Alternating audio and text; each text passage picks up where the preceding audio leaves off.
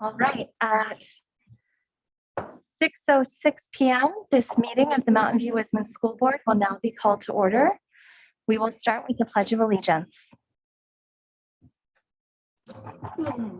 Did that last time too. I pledge allegiance to the flag of the United States of America and to the republic for which it stands, one nation, under God, indivisible, with liberty and justice for all. We will now take a roll call of the trustees.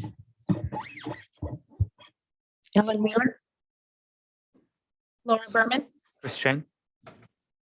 Laura Blakely. Let the record reflect that all 5 trustees are present. We will now move on to the approval of the agenda. Are there any trustee comments regarding the agenda? Seeing as there are none, I will move to public comment. If you're a member of the public and you would like to comment on the agenda itself, you may raise your hand in Zoom or press *9 on your phone. Seeing as there are no comments at this time, we can move on to a motion from trustees. I move that we approve the agenda as presented. Second. All those in favor? Aye. Aye. On a motion made by trustee Wheeler and seconded by trustee Berman, the agenda is approved unanimously. We will now move on to item 2, opportunity for members of the public to address the board concerning items on the closed session agenda. Now is the time for members of the public who would like to address the board regarding the closed session agenda to do so. Tonight's closed session has 1 item on its agenda. You can raise your hand in Zoom or press *9 on your phone.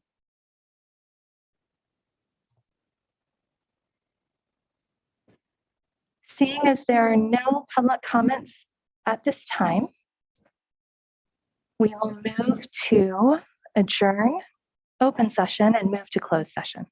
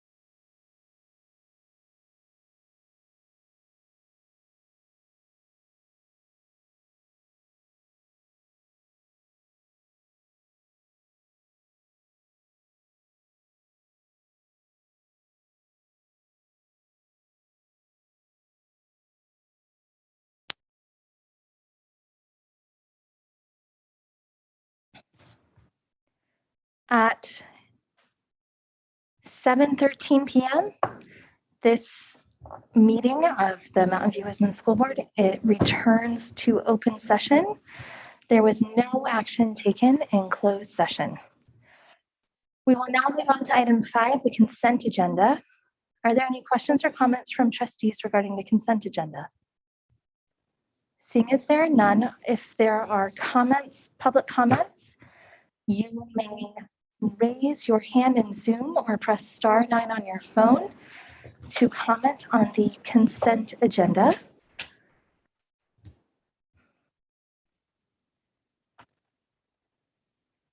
Seeing as there are no public comments on this time, is there a motion? I move to approve the consent agenda as presented. Second. All those in favor? Aye.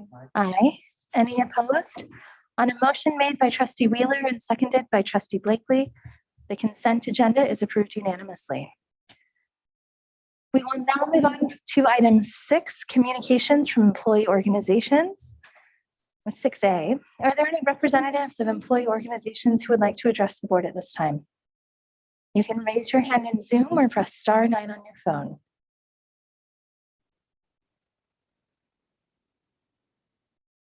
Seeing as there are none, we will move on to district committees.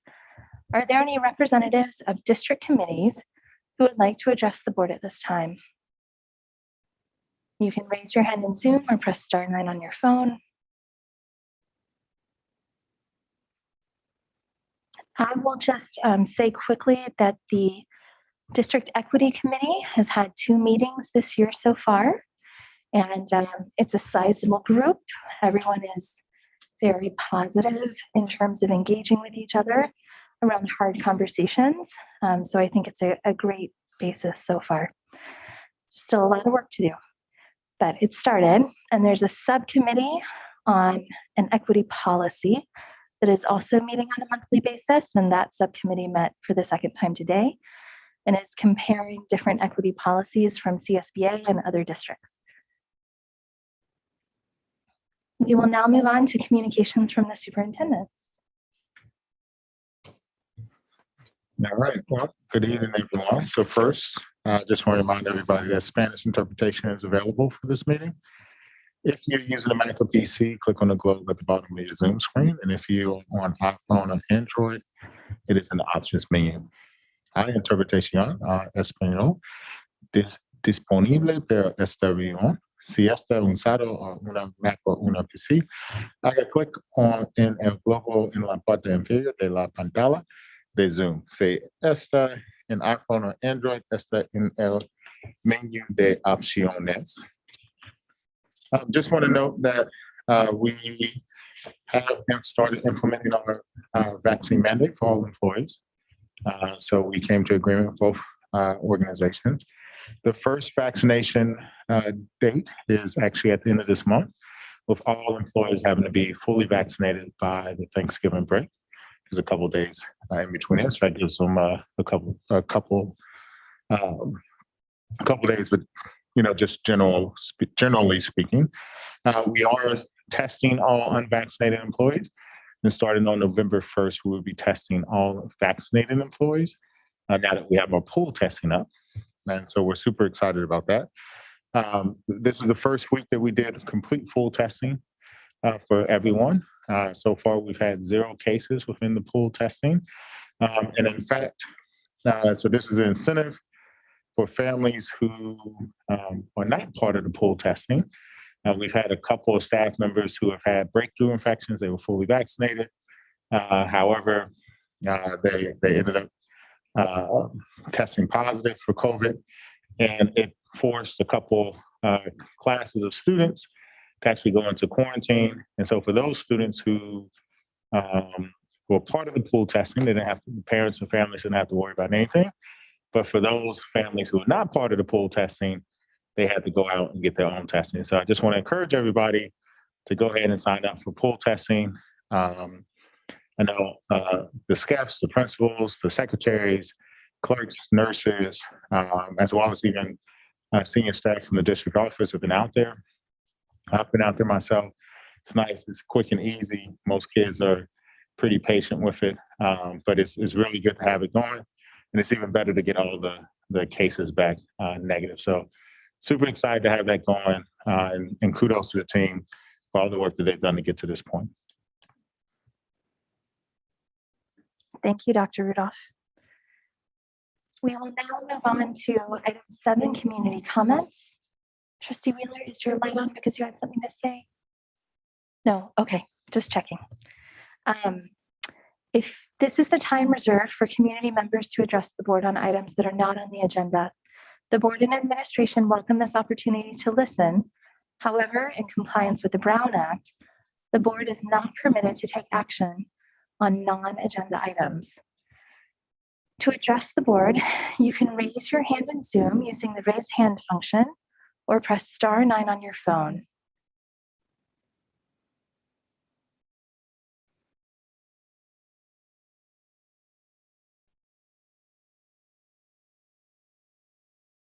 Seeing as there is no community comment, we will move on to item 8, review and action. We will begin with item 8A, AB 361 state and local agencies, teleconferences. Dr. Rudolph? Yep. So according to AB 361, every 30 days, the board must make a determination as to whether or not they would like to continue to meet telephonically. As you know, we sort of do a hybrid model right now based off of community risk. And so in this case, AB 361 would, if the board takes action, will cover the period from November 1st until November 30th. So at the second board meeting in November, if the board wants to continue it, they would need to make another vote. And then again, it goes on for an additional calendar days. The reason why it's November 1st is because your first action actually would have been October 1st to October 30th. And so that's why, so it's the 31st, sorry. So it's the 31st until 20th, I think is actually captured in there. So the board just needs to take action if that's how you want. And just so everybody's aware, this does apply to all committees that are subject either to the Brown or the Green Act. So PTLC, DLAC, ELACs, site councils, all of them will follow suit as a result of the board's action. Thank you. Are there questions from trustees? Seeing as there are none, we will take community comment on this item. If you're a member of the public and you would like to comment on this, you can raise your hand in Zoom or press *9 on your phone.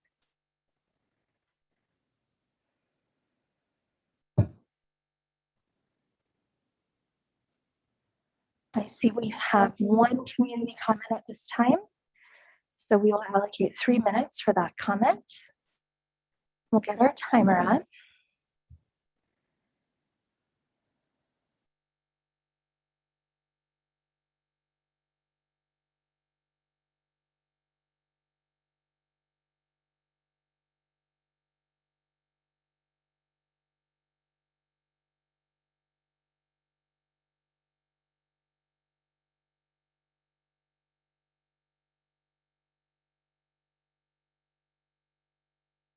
All right, Mr. Nelson, you may unmute yourself by pressing, I believe, *6, and you will be able to address the board for 3 minutes.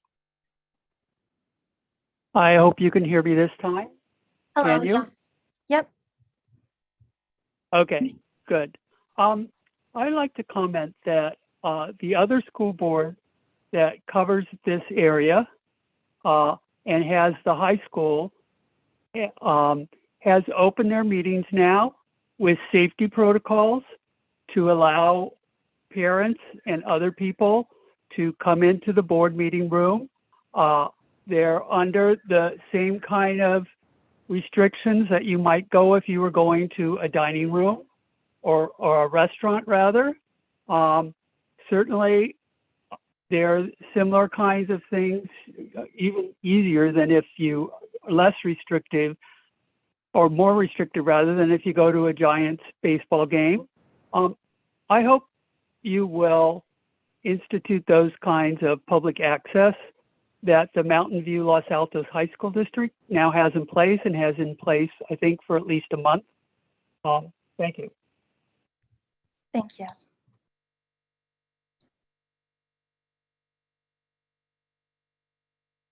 Are there further comments from trustees?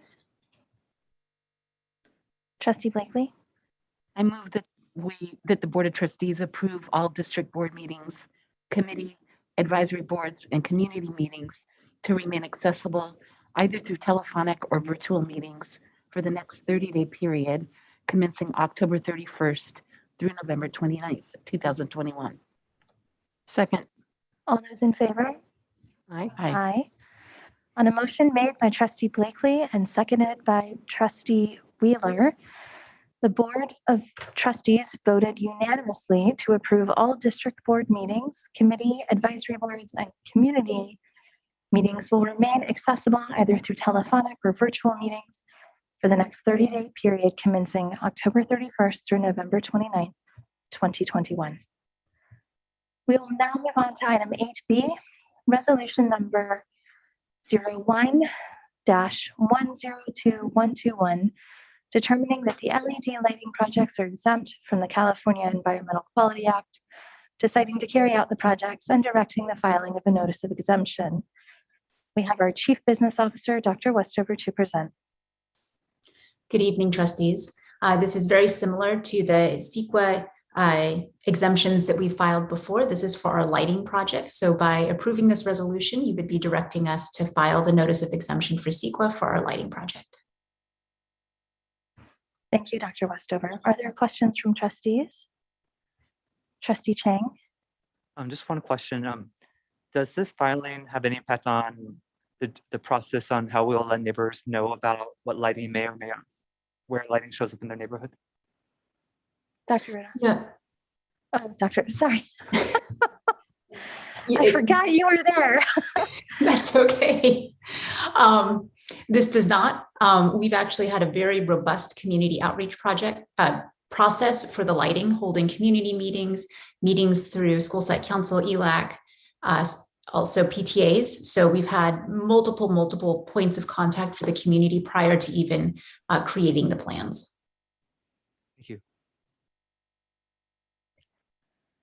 If there are no further questions, we will take community comment on this item. If you're a member of the public and you would like to raise your hand in Zoom, you may do so by using the raise hand function or pressing *9 on your phone.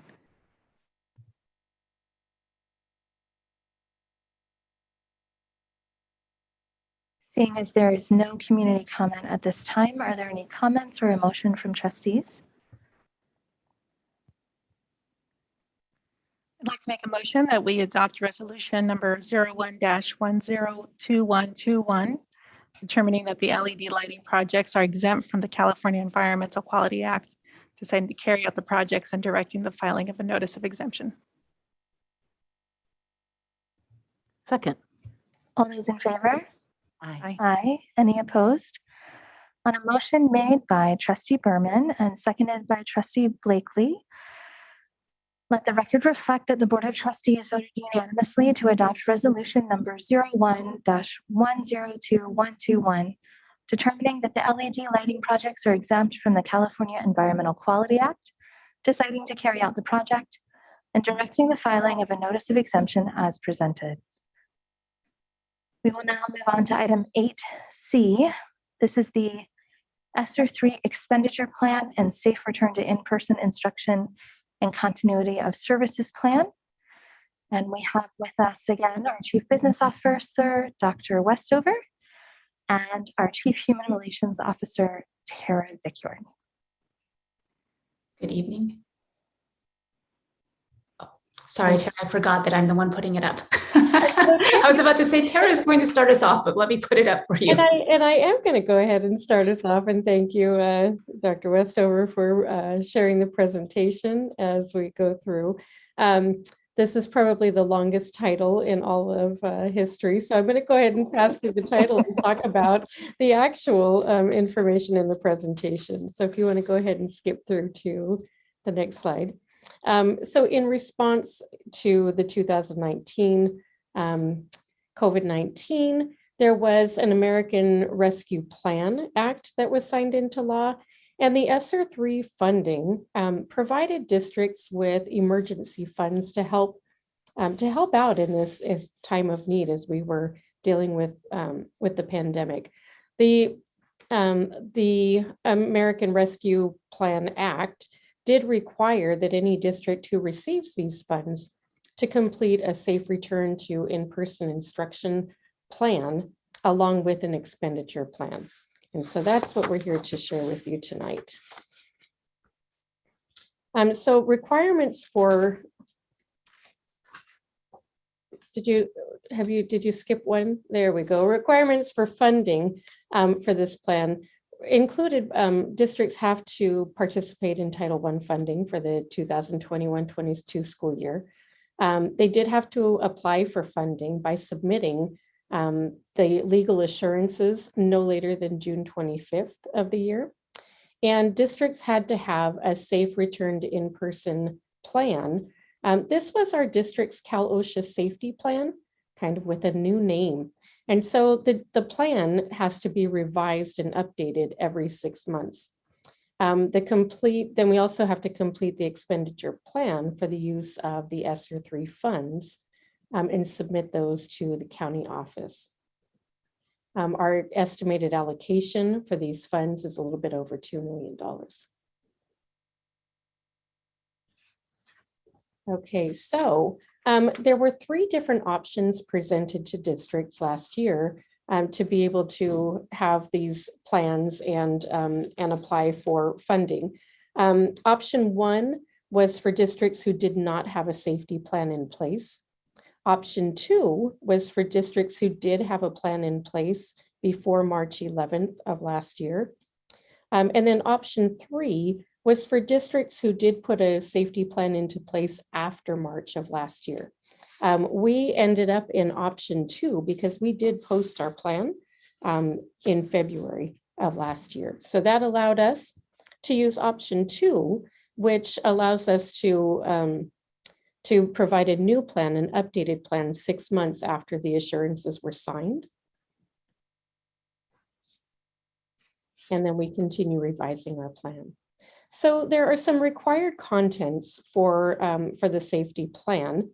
And those included the original plan, how we would maintain the health and safety of our students and staff, and how we will ensure continuity of services for student academics needs and their social emotional needs, mental health, and other needs as well.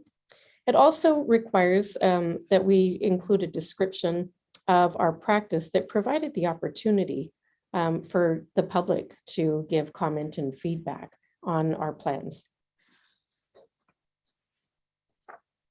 And so what that means for us was we had posted our original safety plan back in on February 22nd, and we did solicit input on that plan's development. That, of course, as I said, allowed us to follow option 2.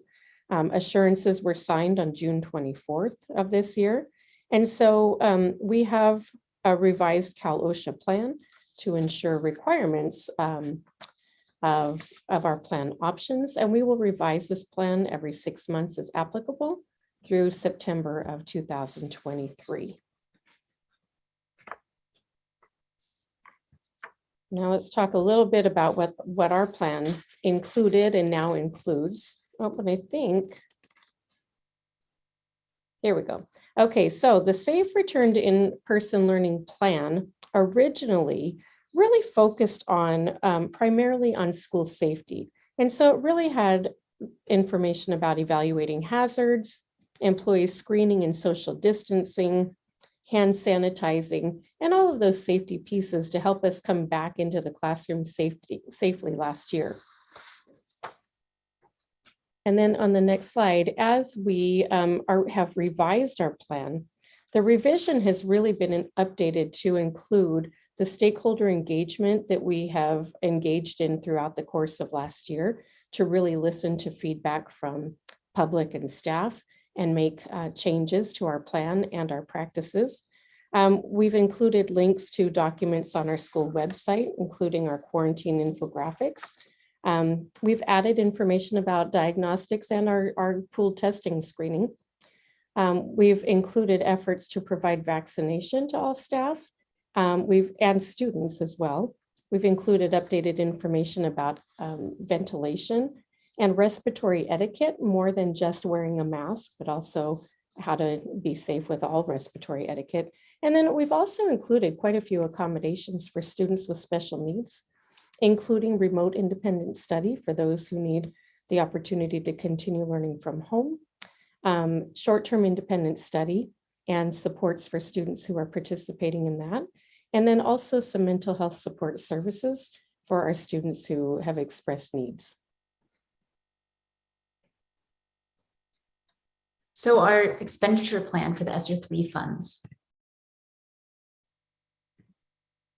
So we were required to submit an expenditure plan to the CDE by October 29th, and we're required to have the following. We have to make sure that a minimum of 20% of the funds are reserved for, to help address learning loss. We also have to outline how we're spending the remaining ESSER 3 funds, and we need to make sure that the funds are helping students and responding to academic, social, emotional, and mental health needs of the students, especially those that are particularly disproportionately impacted by the COVID-19 pandemic. And as part of this process, we also needed to engage in meaningful consultation with stakeholders. So some highlights from our expenditure plan. The expenditure plan falls into 3 main categories. The first category was safe in-person learning. So we've had other COVID funds that have come in from the state and the federal government, which we used to help ensure safe in-person learning. So from the ESSER 3 funds, we're not actually purchasing any items under safe in-person learning. We've purchased electrostatic misters, PPE, HEPA filters, HVAC and MERV 13 filters through other sources. For the category of lost instructional time, highlights are the Citizen Broadband Radio Service, or CBRS. And then in the description, it shows what years it's helping fund CBRS, backup generators for internet systems. And we found that this is really essential to making sure that we're able to offer instruction to students. A good portion of our learning recovery plan has some students learning from home. So the ability for students to access the internet is important even when the power goes down. We have 3 additional instructional coaches. And for lost instructional time, we have site-based SEL and learning recovery strategies, and hiring a coordinator for expanded learning opportunities. The remaining funds, we have indirect costs, which are administrative. And this totals our complete ESSER 3 funds of about $2.3 million. Some things to consider. The world of COVID changes frequently. There have been many changes and updates from CDE as well as CDPH. We continue to review and respond to new information, and the safe return to in-person and continuity of service plan will go through another revision in 6 months. And the next revision will include input and feedback gathered in a variety of meetings. There are other plans and funding sources that also overlap with our ESSER 3 plan. Our next steps. The ESSER 3 expenditure plan will be submitted after tonight's meeting, and the safe return to in-person and continuity of service plan will go through another revision in 6 months. And then we wanted to ask the board if you had any questions. Thank you, Dr. Westover and Ms. Vickiorn. Are there questions from trustees? Just hit your little light and I'll know, and then I can. Trustee Berman? I just have one question. For the stakeholder engagement, I'm wondering if, sounds like that the stakeholder engagement happens every 6 months as well. And I'm wondering what that looks like. Are you going site to site and asking families for their feedback, or is it at DLEC meetings? Can you say more about that? Sure. Actually, quite a few of our stakeholder input meetings have come from, we've had the community check-in meetings. We often have questions or comments or concerns from the public. And so we utilize a lot of those meetings and input from members there to take that back. We've also had a variety of stakeholder meetings requesting input about COVID-related items, HVAC-related items. And so Dr. Rudolph has facilitated a number of meetings with focus groups over the course of the year to gather feedback from community members and staff members alike. And then we've also collected feedback from school sites through the principals and their staff and family community meetings. And those will continue in that format. Got it. Got it. That was my next question. Thank you. Further questions? Trustee Chang? Just one question. Are there things that we are funding now under SLR that once the funding stops, we'll need to find we will probably want to continue and we'll have to find other funding sources for them? Yes, pretty much everything that we're funding through COVID sources right now. If we wanted to continue it, we would need to find another funding source. The only items in which that wouldn't apply to would be things that are like a one-time purchase, such as backup generators or CBRS. There's a small cost for continuing CBRS, but the upfront cost is being paid through by COVID funds.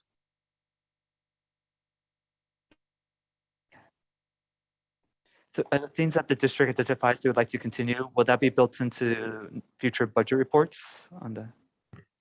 So I think this really depends on how, I mean, we're not even, I think, 1 month into offering all this robust after school learning. So I think it has to be evaluated to see how students are responding. And I'm sure given board direction and based on the outcomes, we can definitely put it in the budget if needed.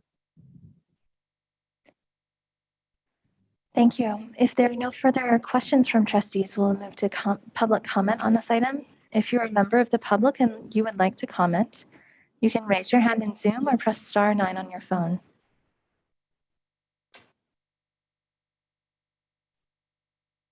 Seeing as there are no public comments at this time, are there comments from trustees?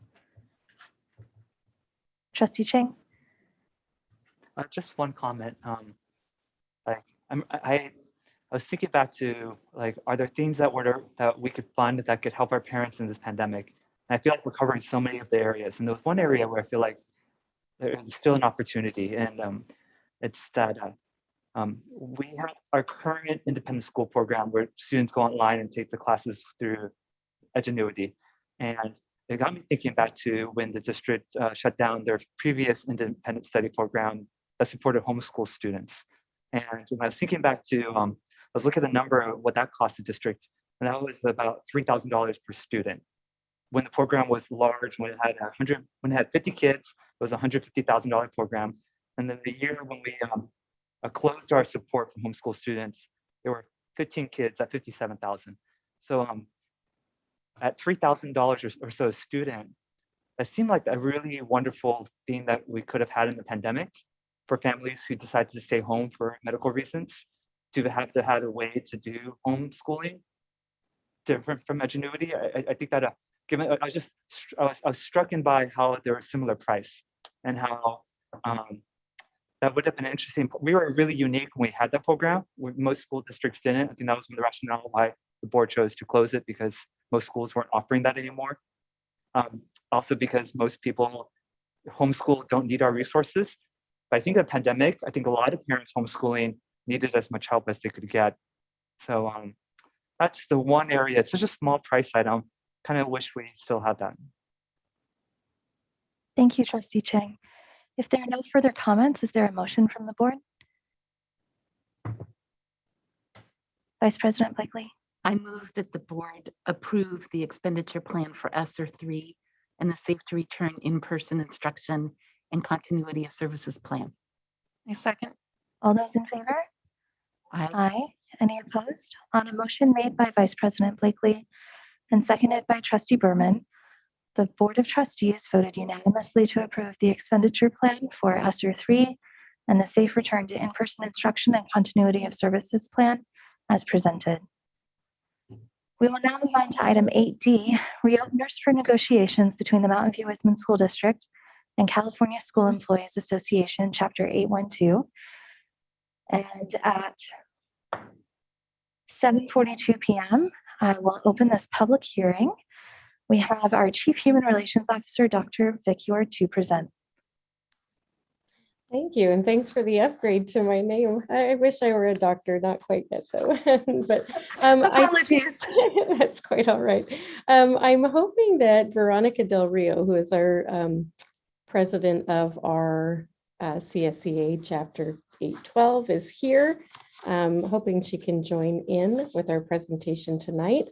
But as she gets in, I'm going to go ahead and get us started. We really are excited to begin the process of reopening negotiations together for the year.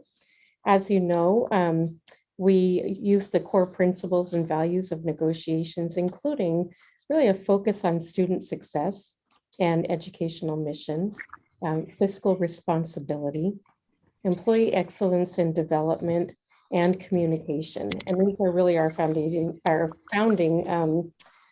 principles of our work together as a team. The district would like to open the initial proposal, opening Article 3, which is evaluation, as well as Article 6, which is holidays, and of course, Article 14, which includes compensation and benefits. I would like to invite Veronica now to please share her proposal for CSCA. Hi, can you hear me, Chair? We can, thank you. Hi, sorry for the background noise. I'm in a car, and so hence my camera not being on, so my apologies. Hello, everyone. Good evening. My name is Veronica Del Rio, the CSCA Chapter 812 President. And the following is our proposal for the 2021-2022 school year. The California School Employees Association and its local chapter 812, pursuant to CBA Article 21.2, are requesting negotiations on our opener for the 2021-2022 school year. Please allow this notice to serve as the sunshine requirement per 3547A of the Education Employment Relations Act. The California School Employees Association and its Mount View Wisman Chapter 812 have an interest in reopening the following articles. Article 14, compensation and benefits. Article Appendix A, salary schedule. Article 21, add 21.3 to update the contract in a timely manner after agreements are reached, including all relevant MOUs. Clean up Article 14.3.1, longevity. CSCA reserves the right to propose other amendments during the negotiations. Thank you. Thank you. Okay, Thank you, Ms. Del Rio and Ms. Picard. Are there any questions from trustees? Seeing as there are none, is there any public comment on this item? If you would like to comment, you can raise your hand in Zoom or press *9 on your phone. There does not appear to be any public comment at this time. Are there any comments from trustees or a motion?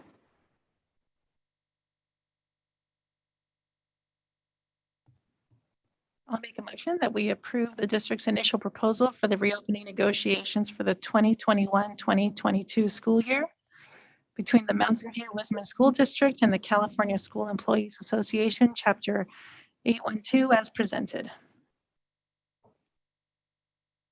Second. All those in favor? Aye.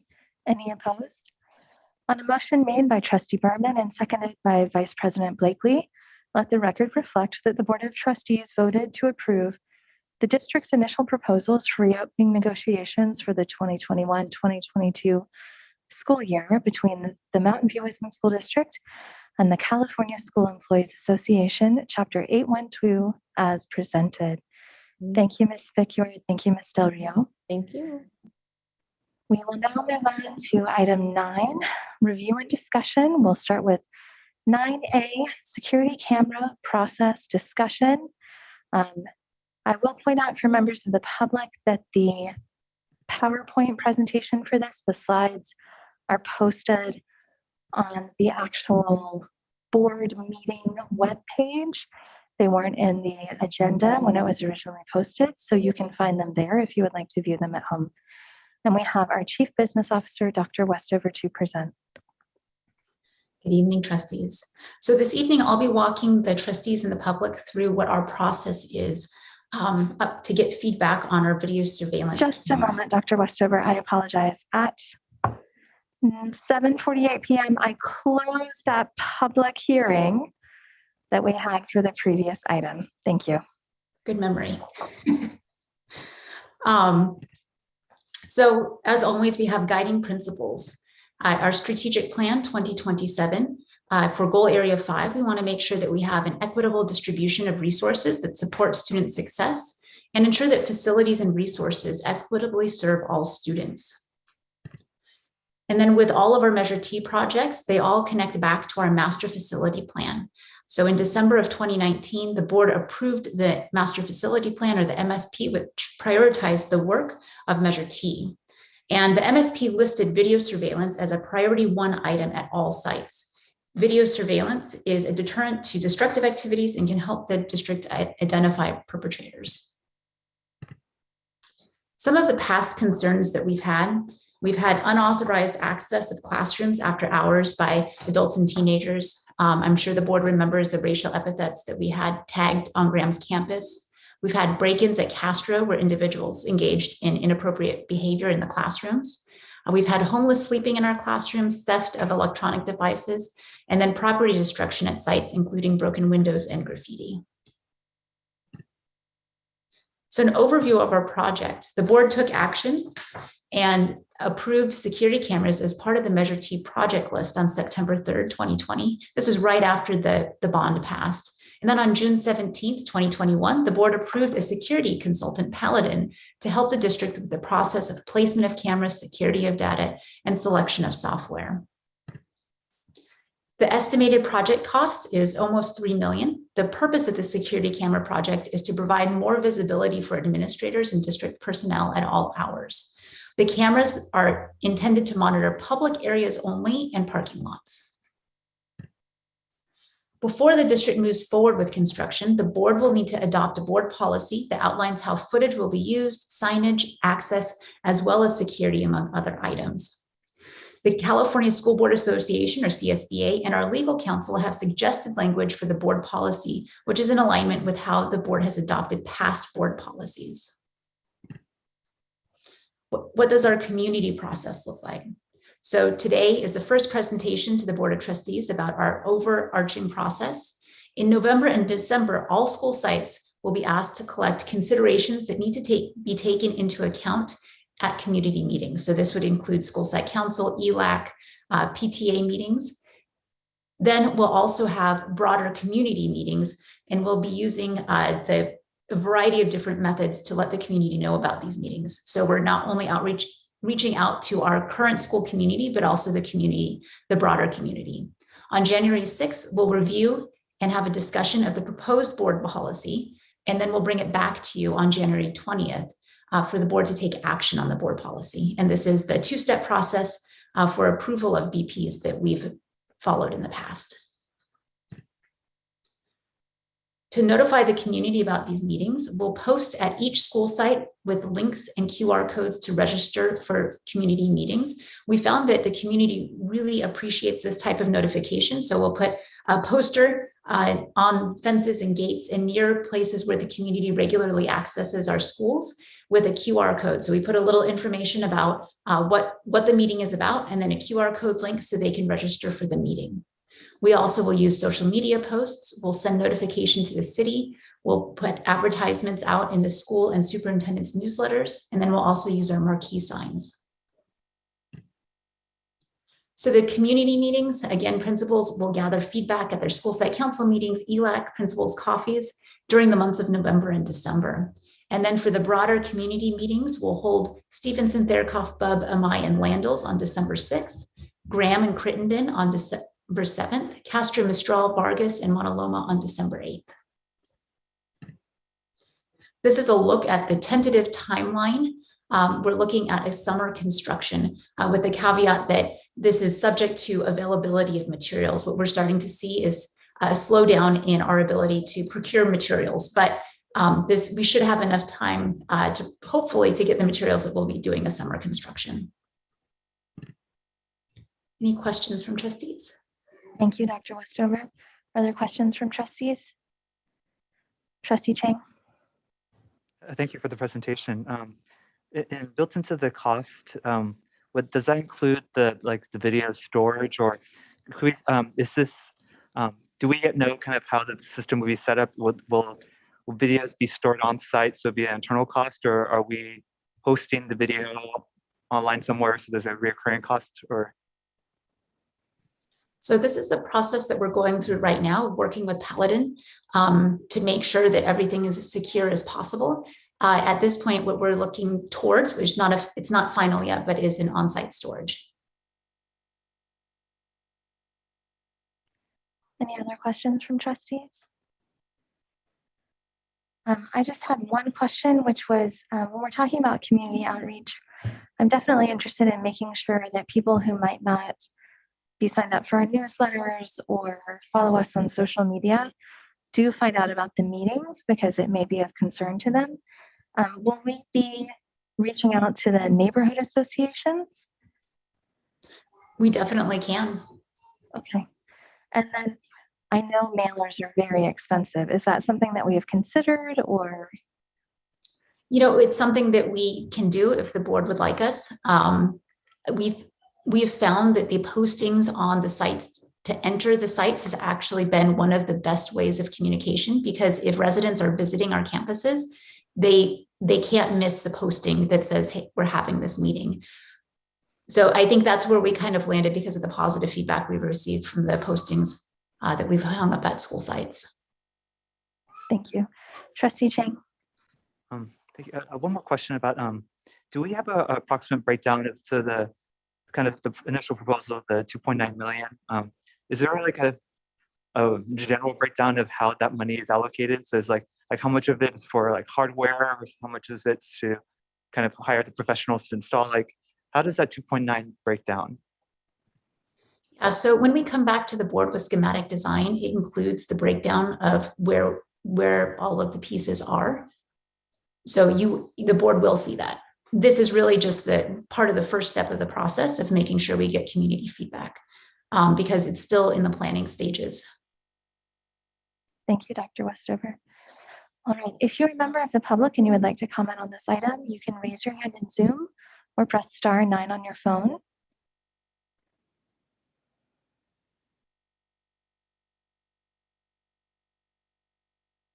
Seeing as there is no public comment on this time, are there any comments from trustees? Trustee Berman. Thank you. I just want to echo President Conley's request to reach out to the neighborhood associations. I know some of them put out newsletters, and I know these dates are coming up pretty quickly. So I think if we can consider when those newsletters go out, just to make sure that information can make it out to the neighborhoods, that would be great. Thank you. Vice President Blakely. And I also really like the idea that you've landed on posting signs at the entrances with the QR codes. That seems so much more efficient than mailers to me, and just much more bang for our buck. And the people that are really accessing the parks and more likely to be affected by this, those are the ones that are walking to the parks. And so it's really zeroing in on our target audience. And I'm glad it's so efficient. And I would love that too, because sometimes you make a note, oh, I'm going to go to this meeting, but with that QR code, you can just get it done. So thank you for coming up with that. All right. Thank you, Dr. Oh, Trustee Chang, comments? I'm in favor of us having security cameras. I think that would the issues that they brought up earlier about people vandalizing and things on campus, I think are important. Safety.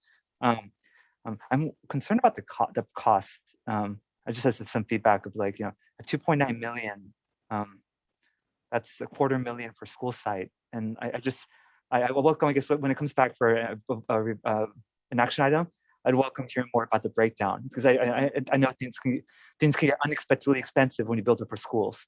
So I think that just I think that I think I would like that. And I think the public would like to see kind of like why, because I think anytime of public spending, it's often hard for trustees or the public to, or maybe just I as a trustee and maybe the public to understand why things cost so much, especially if they compare to like home projects. So I think when it comes back, it's just kind of a little more explanation about why is the price tag what it is, and that I'm mindful that like we have so little left of our Measure T that's unallocated, and this was an allocated project, but like so it's been 3 million on. It's been with each of these security items have been 3 million chunks. So we have 3 million on lighting, 3 million on fence, 4 million on the locks, 3 million on cameras. So there's a lot to all this together, over $10 million on security related items. And I know our first responsibility is to make sure kids are safe. I'm also mindful that our schools had operated for a long time without these things as well. So like safety is also a perception as much as it is a responsibility. And I am eager to learn more about how the spending is broken down when it comes back. Trustee Chang, if it's helpful, this is the original budget number that the board had approved in the original Measure T project list. So that number hasn't changed since the board's last seen it, if it's helpful. Thank you. Vice President Blakely. I also just wanted to point out that this was in the project list, and I believe it was also on the Measure G project list, the $400 million one, where Measure G was only like $198 million. I know there were some things about security. I don't know if it's specifically this type of system. I mean, the technology has evolved in the last 10 years, but it is a big number, but I think we do have obligations to make sure that we use a very safe, the security of the data remains safe, and I'm sure that drives the cost up. And of course, as Dr. Westover pointed out, it will be in the actual proposal, but it is something that the community supported when they supported Measure G. So I'm glad we're doing it. Some of the vandalism was just shocking and horrible. I mean, just really reprehensible. And so I'm hopeful that something like this will prevent that from happening, and or at least allow us to, find the people that did it and take appropriate action.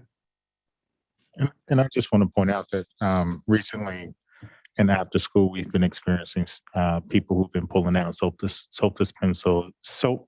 dispensers, sinks, and other items. And those individuals actually could be, it's actually a TikTok challenge. Those things could be caught, but they're happening after school and we don't believe it's all right at school, YMCA, or any of those. But we can't catch them as a result of not having this type of stuff. And so while yes, these things didn't exist in the past, TikTok wasn't around. And so these types of challenges that are now where kids are being encouraged to destroy things didn't exist either. And so I think, the landscape has just sort of changed as a result of social media. Well, thank you for your presentation, Dr. Westover. I am glad, since this is something that we laid out in the master facilities plan and we spec'd out the funding for, and then worked so hard to get Measure T passed.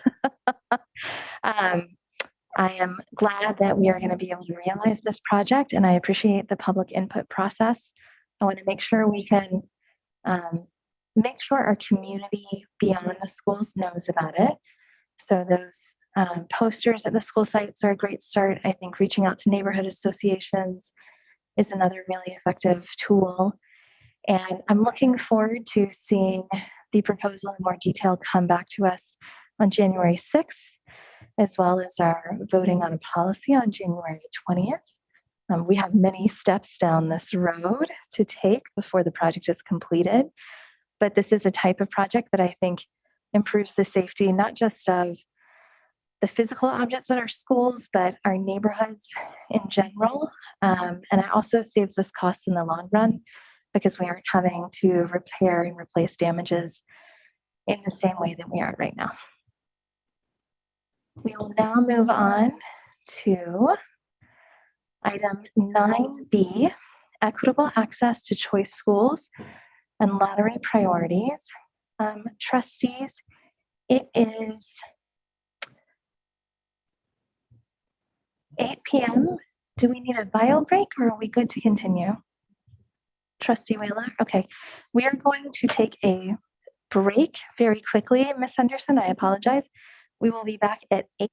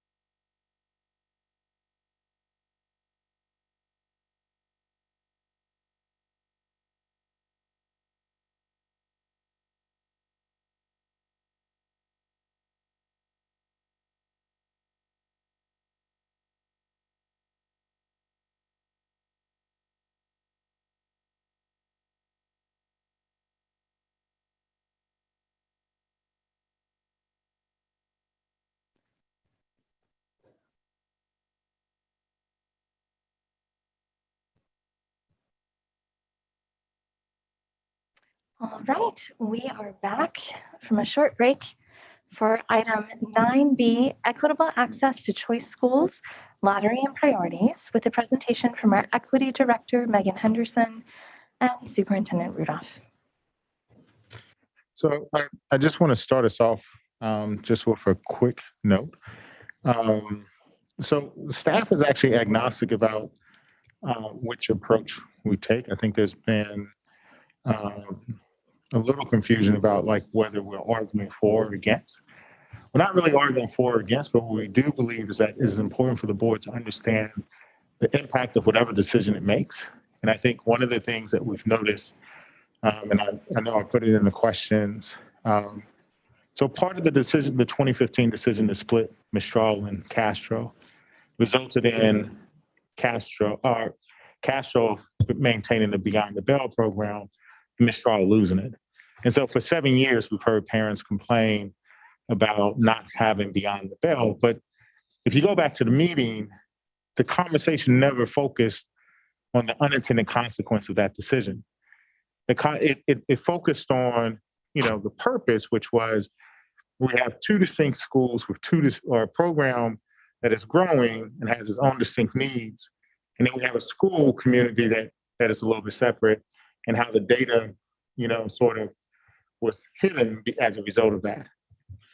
And so what you're going to hear today is really a conversation about, just so that you understand, this is the impact of whatever the decision you make is, right? So obviously the impact of delaying a decision is that you have to endure this for another year.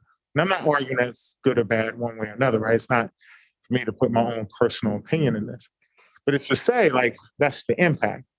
But the impact outside of the obvious one, which is staff has to work to get it done, the other impact is all these other things that occur that we tried to outline as a result of if we did it by the end of the year, right?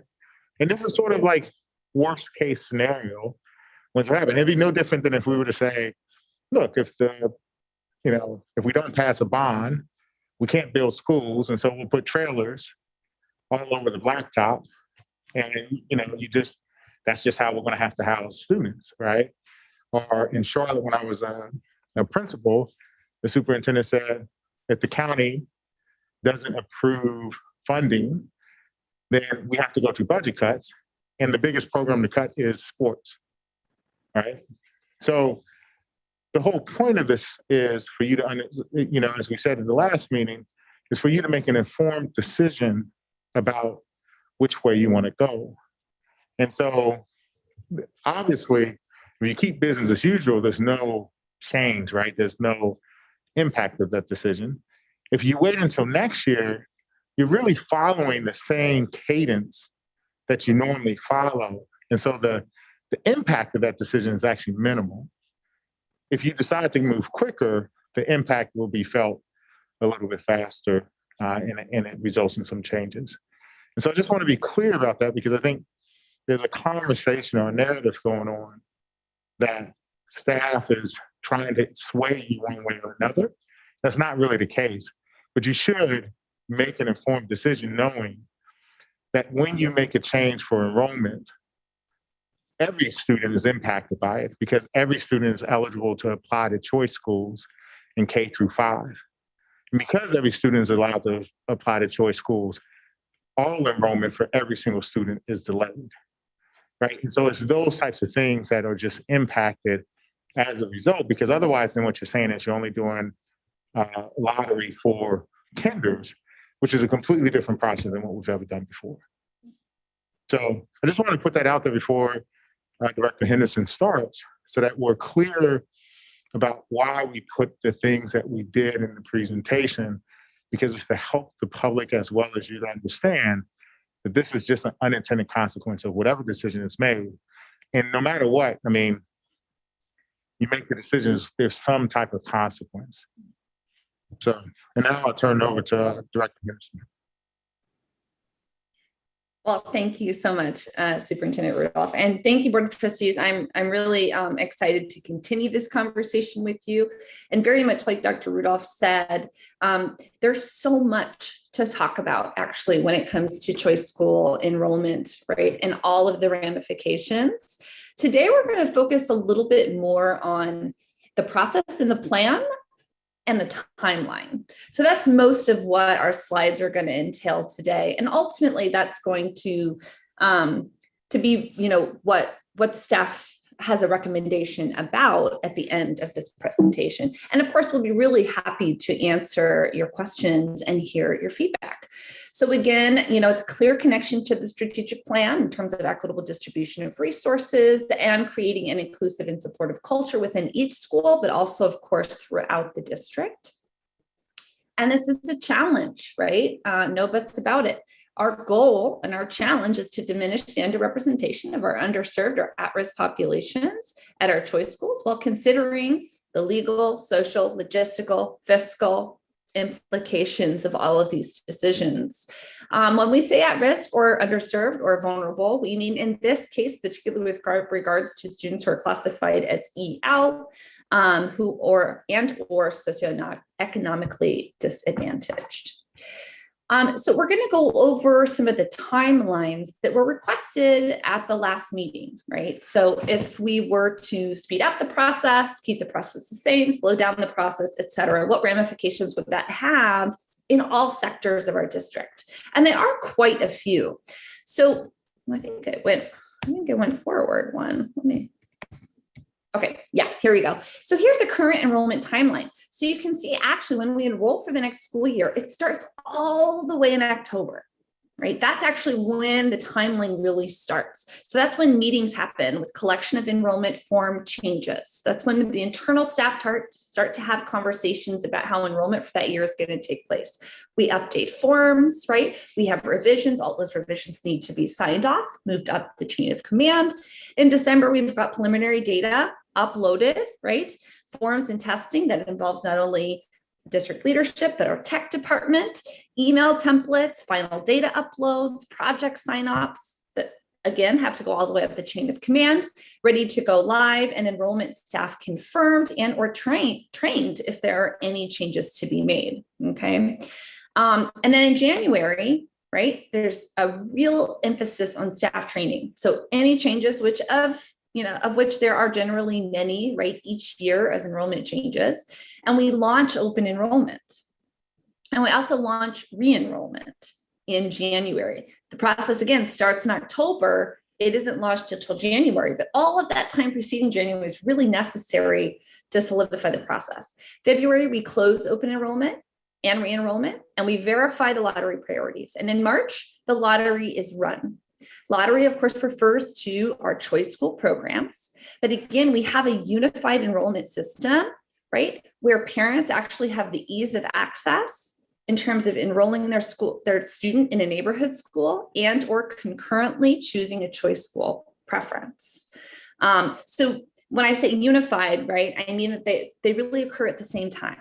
So any changes to the lottery, right, or the choice school enrollment processes has an effect on the other, like neighborhood school regular enrollment, because it is a unified enrollment system. So that's the current open enrollment timeline.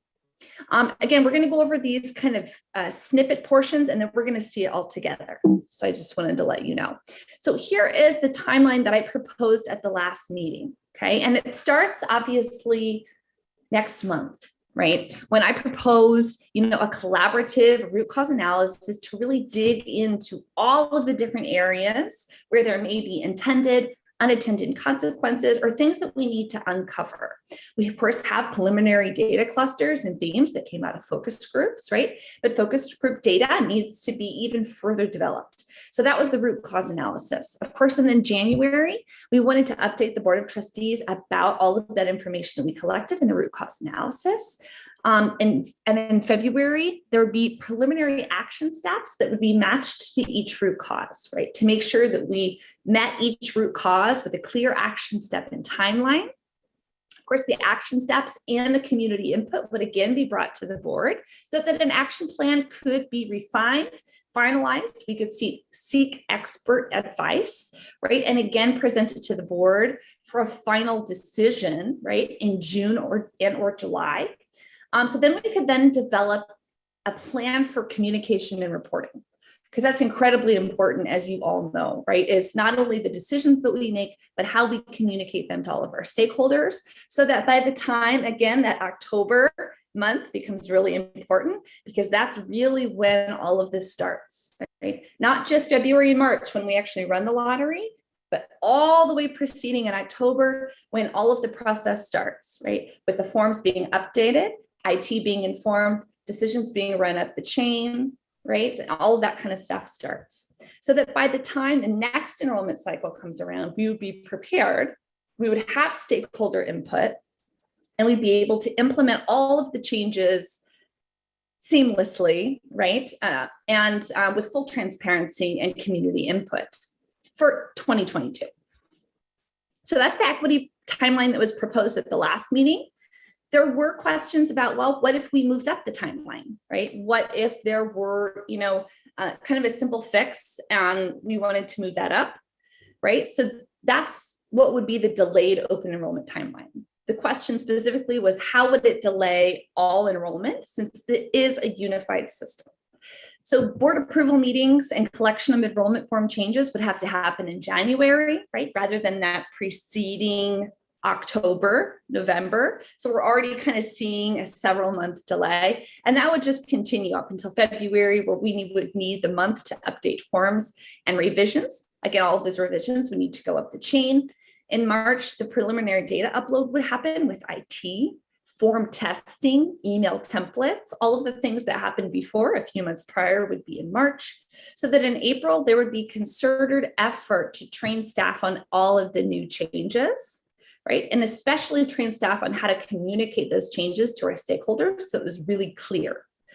That would be the time when we would be able to launch open enrollment, would be in April. Right? And as opposed to, let me go back, just want to make it super clear, right? It would be before, it would be January, right? And in this delayed open enrollment timeline, it would be April where we would launch. So in May, we would close open enrollment and re-enrollment and then verify lottery priorities. And in June, we would run the lottery, check for errors, especially if it was a new system, right? And then release lottery results to parents. So that would happen in June, as opposed to the previous timeline when that would happen in March. So if you look at the timelines that have been superimposed, here's kind of what you're seeing. You're seeing the current open enrollment timeline, the delayed open enrollment timeline, about 3 to 4 months delay. And then of course, the initial proposition for a timeline, which would involve a lot more community input. It would involve kind of a lot more careful study, expert analysis, and perhaps even, a mock simulation of how all of these other sectors of our district would be affected. So I just want to be really clear about the impact of delayed enrollment and not just look at timelines. And like Dr. Rudolph said, the unintended consequences. So the neighborhood enrollment, because we do have a unified system, cannot be finalized until the end of May, which would obviously impact our families. The roster deadline would need to be June 3rd. It would impact teacher placement, right? So we typically tell teachers at a certain time where they're going to be for that next year. So we would have to really consider and perhaps negotiate, a change in that timeline. So we'd have to negotiate for an extension for teacher placement. CBA notes that teacher placements currently must be finalized by June 1st without a penalty and compensation for teachers' time in the delay. So that's potential unintended consequence. Teacher hiring traditionally occurs in March. Without enrollment numbers, staff, we would really, just to be safe, would have to overhire teachers just to adjust for possible neighborhood enrollment shifts. Chief Fickiord always says we really wish that, kids came in these neat little bundles, right? But they don't. So whenever we're shifting populations of students, it's not clear cut about, number of students per teacher, because when sites shift, right, it just changes, the need for teachers at different schools. And we can't anticipate that. So in order to make sure classrooms are covered, we need to overhire potentially. Re-enrollment for families would be delayed.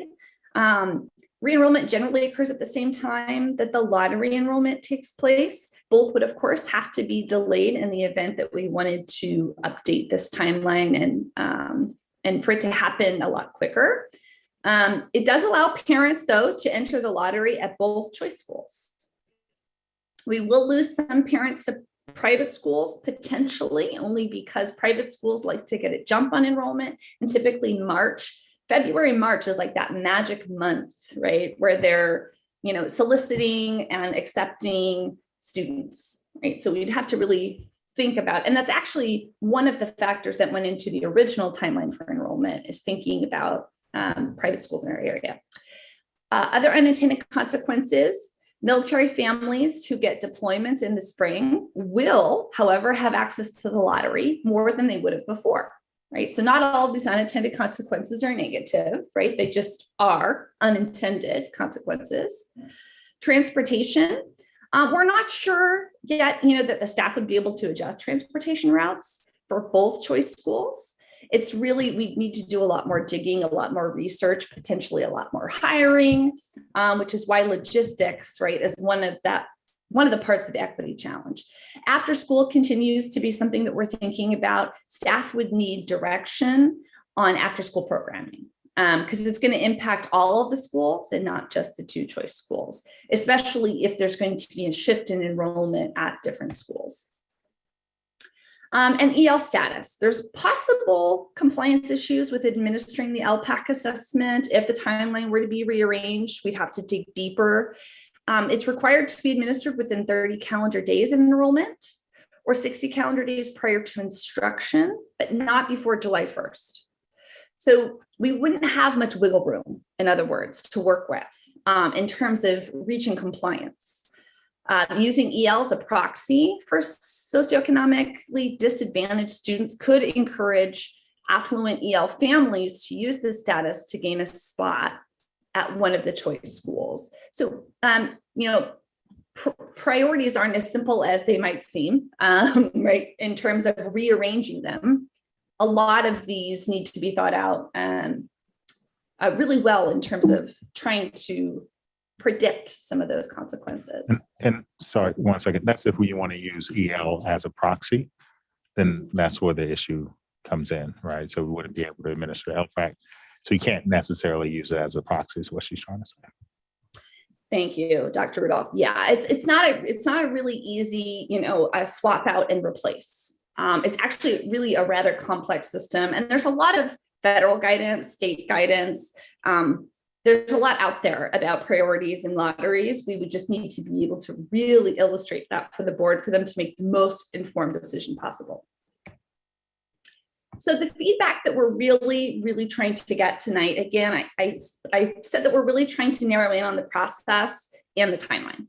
So that's really simply kind of the feedback that we're requesting tonight, is we would really like to know if there's a board majority to move to the delayed schedule, and where you're all kind of sitting in that. And with that, I'd like to open up to questions. Myself and Dr. Rudolph, of course, and the other staff members on the call are happy to answer collaboratively any questions that you might have.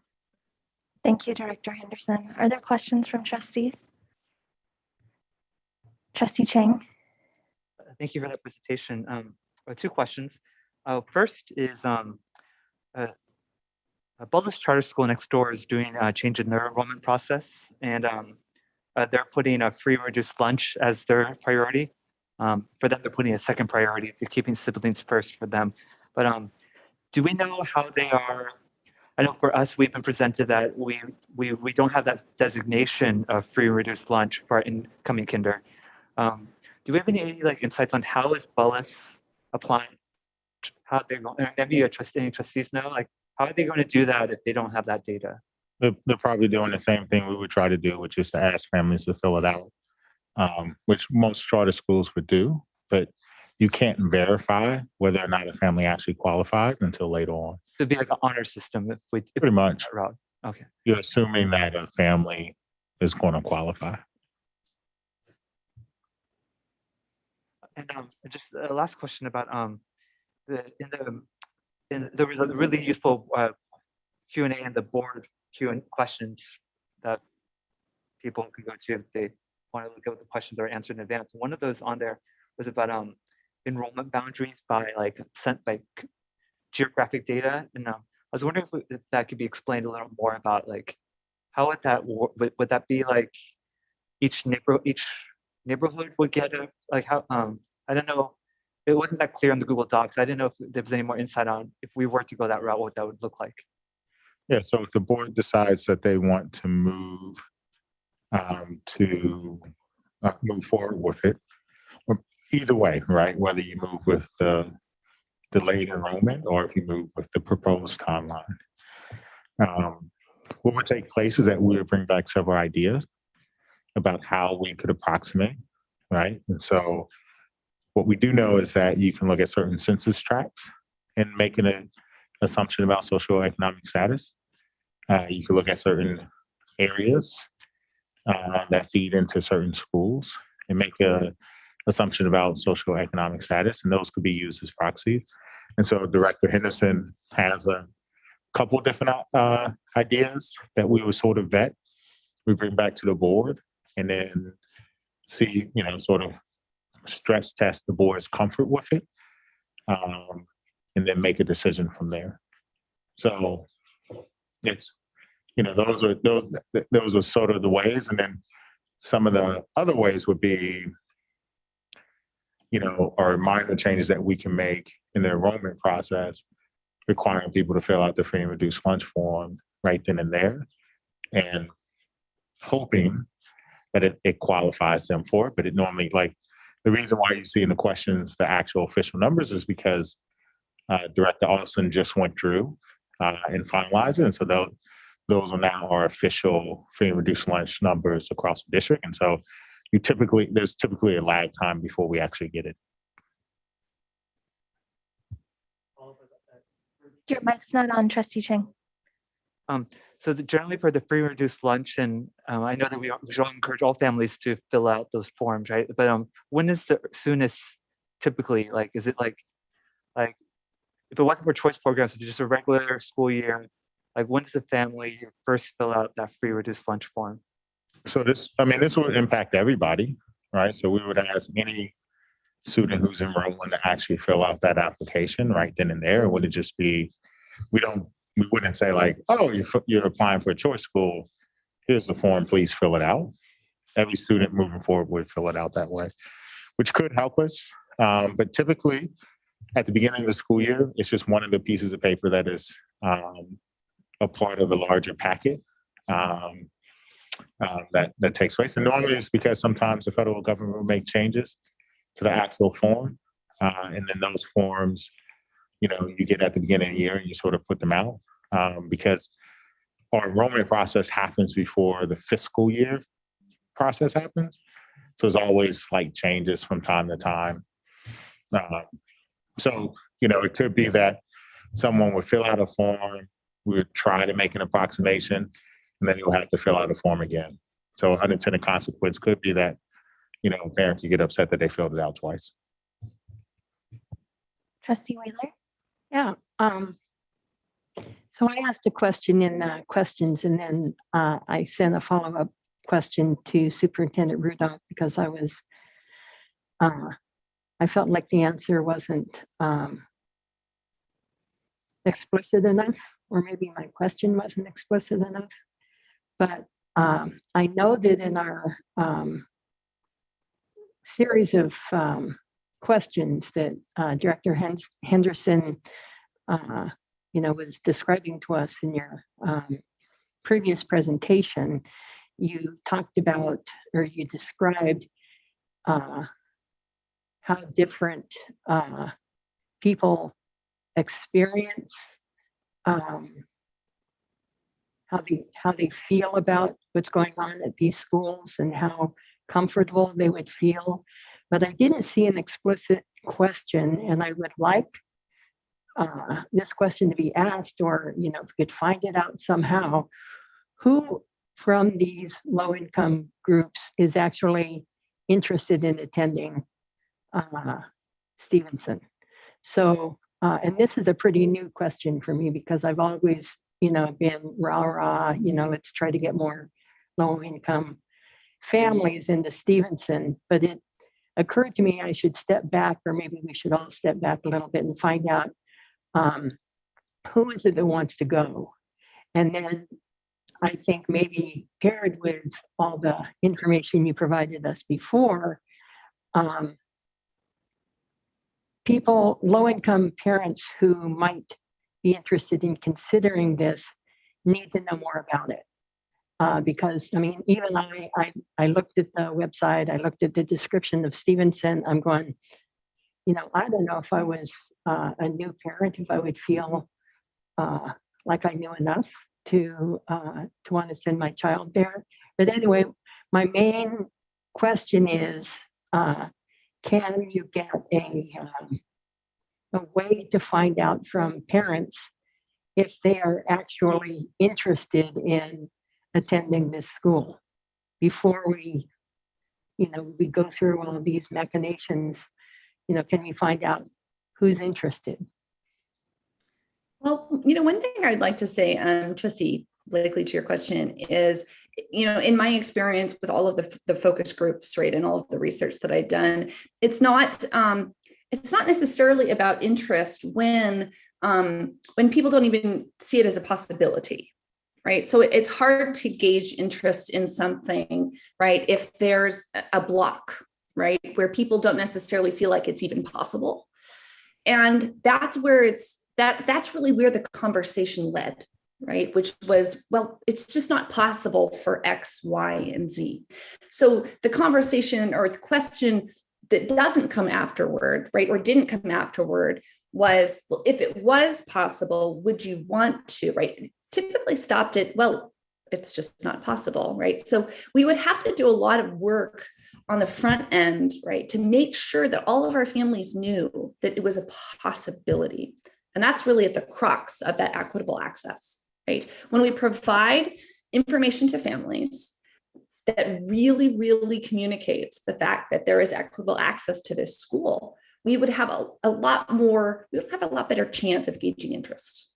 But one kind of has to come before the other, or at least that's been my experience in terms of the data gathering. We didn't do a formal survey, right? If that was, you know, per board guidance, you know, we can explore lots of different things. However, all of those do take time. They take careful consideration and communication with stakeholders. And so that would definitely extend the timeline. I hope I provide a little bit more insight. Yeah, I appreciate that.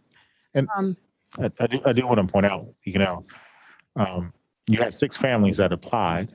So if you just run the math of 72 slots, 50% were siblings. Then you take the other 32 and you say, well, what's 15% of that? The 6 students most likely would have got 5 out of the 6, if not 6, depending on how you want to round up or down, would have got in as a result of a 15%. And I'm just going off of what Trustee Conley said at the last meeting, would have got in using that approach. But you have to remember that this isn't just a conversation about one choice school. This is a conversation about both choice schools.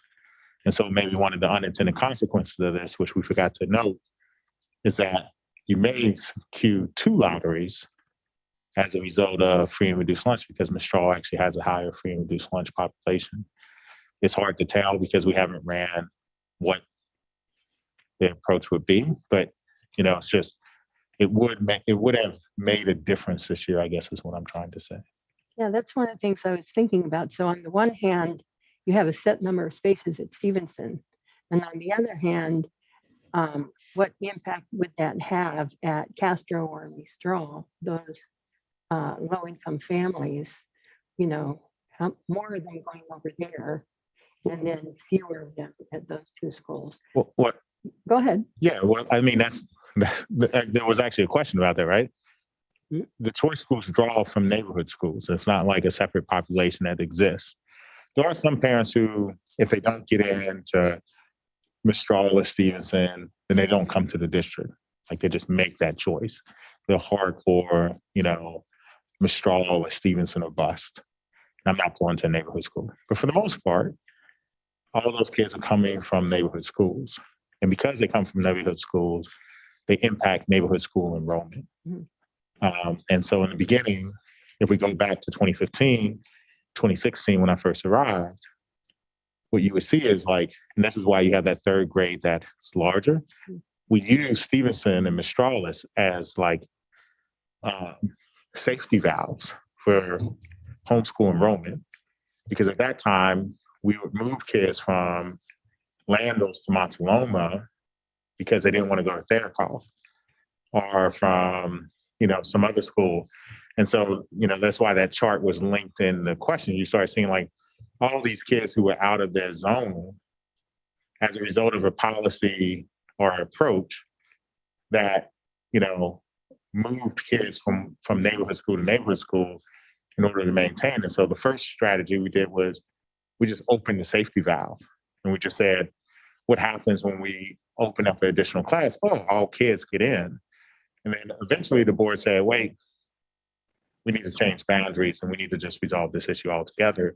We need to create strong neighborhood schools and let's focus there. And so that trumped the original one, which allowed us to stay with 3 so that we wouldn't do it. Because we actually did it a couple times where it went 3 to, I think one year it was 2, then it went to 3, then it went to 4. So it's just, that's just the thing. But you're always going to be pulling from a neighborhood school. It's always going to have an impact no matter what, because it's the same kids that are applying. And this leads to my other question. And I know what past board direction was, and it's unclear to me. So I'm going to direct you to page 12, I think it is. Yeah, page 12, where it talks about choosing a program. It's always been board direction that you could apply to one school or the other. You can't apply to both. I know that we've heard from at least one community member who has the same memory I do, believes the same thing I do, that these programs are not an escape valve for neighborhood schools. They're schools of choice for people who choose that type of instruction. So I hope that it's still true that you can choose one or the other, but you can't choose both. So it actually is incorrect. Up until 2018, parents were allowed to apply to both choice schools. And when we implemented the new boundaries, we eliminated the process, the ability to do that altogether, because we felt like exactly what you're saying, that parents were choosing just to get out. Mm-hmm. And they, you get a parent who's like, I don't really care about Mistral. I'm just going there because I don't want to go to this school. Mm-hmm. Or, if I apply to both Stevenson and Mistral, the likelihood of getting into a choice school and getting out is a lot greater than if I had to apply one. So now what we do is we make you choose one or the other. And then, when this is, as my first administrative job, which actually had a countywide magnet school, and one of the policies that the board put in place for the arts magnet was that you actually had to attend the event, the information session, in order to apply. Mm-hmm. And so that became yet another check to make sure that parents were informed about the decision that they were making. So you couldn't just get a kid who was like, I'm going to go to Stevenson and I don't know anything about the school. It would be, no, you have to sit in the actual information session. We have to account you. And that's what allows you to apply for the application. Yes. And don't have those information nights on the same night. Correct. Thank you, Trustee Wheeler. Ms. Henderson, I also have a question. So if on the original schedule, when we talk about the investigation of the root cause analysis, will those focus groups and questions be not just directed toward prospective Stevenson students, but also prospective Mistral students. So it's an understanding of what are the things that encourage students to participate in any of the choice schools, and what supports or access do families need who are socioeconomically disadvantaged to be able to do so? Yeah, that's a great question. It's one of the reasons we actually reached out to preschool families at large. And one of the first questions that we asked them was, what are the factors as a parent in this community do you consider when choosing a school, right, or sending your student to school in the district?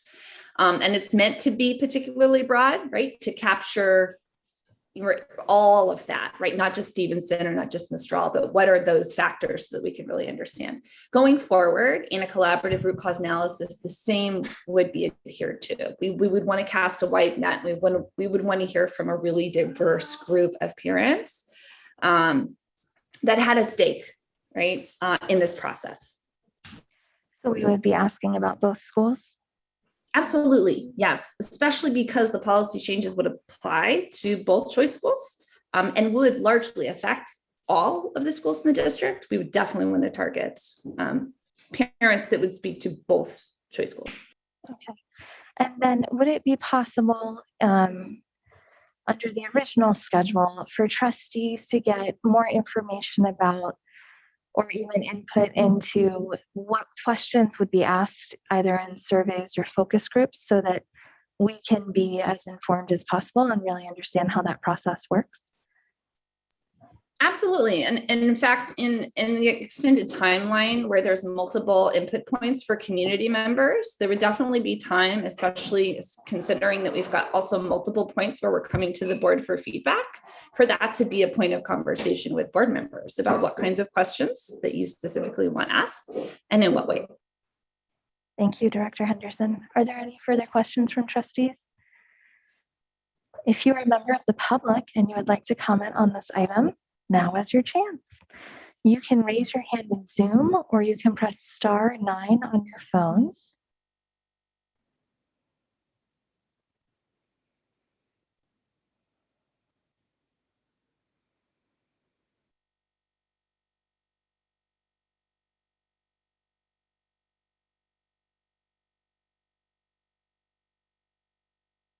All right, we appear to have 2 speakers at this time. So each speaker will be allocated 3 minutes to address the board. We're going to get a timer up on the screen. Mr. Nelson, you may unmute yourself and you have 3 minutes. You can press *6 to unmute yourself on your phone. I am unmuted. Yes, you're unmuted. With all deliberate speed, that was the cry of the segregationist South. But rather than shunting aside brown and poor students, wealthy parents and administrators made sure Black and poor students were underrepresented in the best Southern schools. What legacy will you have?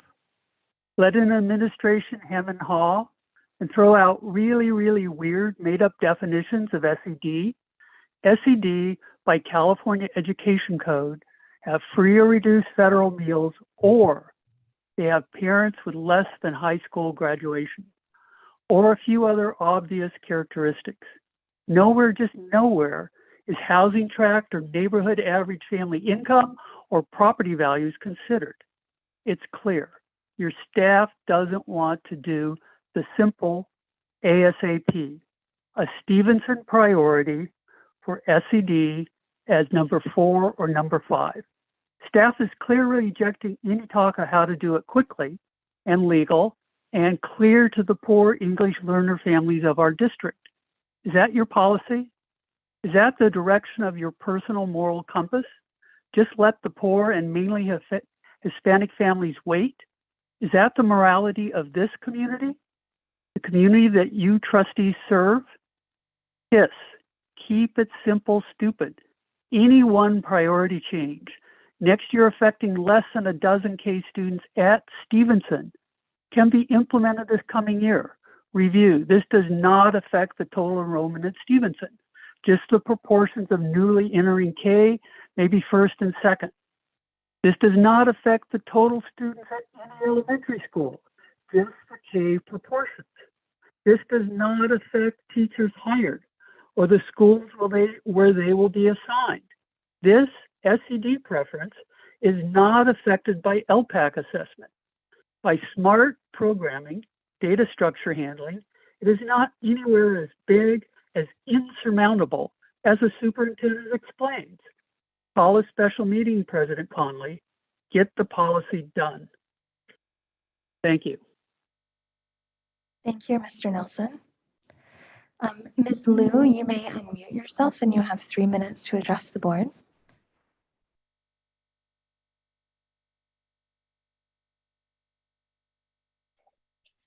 Hello. Thank you again for exploring this issue and spending the time studying it. I really appreciate it.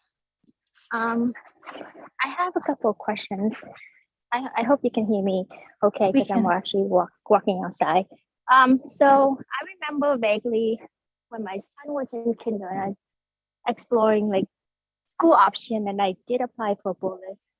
And there was like, I feel like there was an option. Like there's something like you have to upload your income tax or something for income verification. I was wondering if that is something that our district can do. Is that like within the legality of it?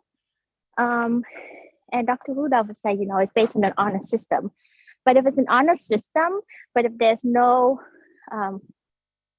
recourse for people who violate it, then that, then the point of the rule being placed in place is pointless.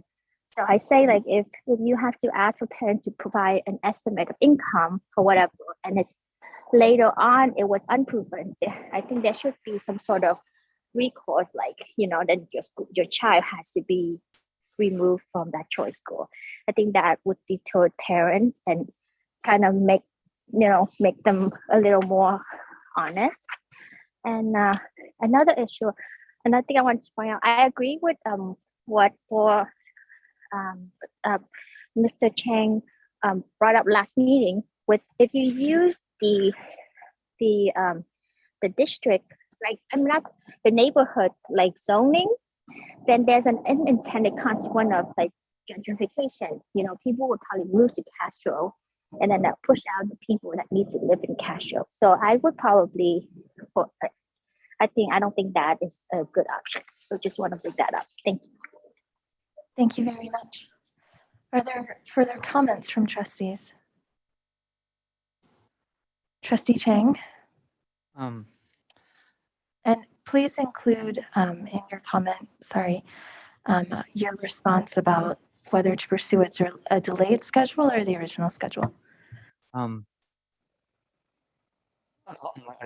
definitely provide thoughts on that. The first thing though that came to my mind was, we're doing this because we all committed to equity, and so I think it's one of the great things of being on this board. When I think of equity, I think the most important thing is we listen to the people we're trying to serve.